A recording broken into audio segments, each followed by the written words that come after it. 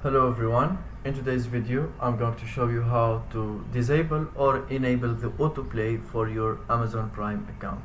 So after you open the web or the application and log into your account, you are going to click on your profile icon on the top right.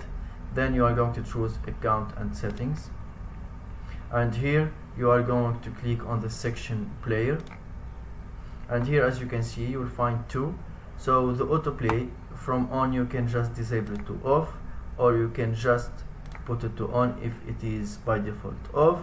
And this one is general for all the account, but if you want to do this for a specific profile for your account, you can just, for example, me now, I'm accessing this profile, so I can change it only for this.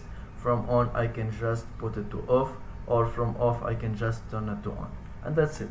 Thank you for watching. If you found this video helpful, don't forget to subscribe and like the video.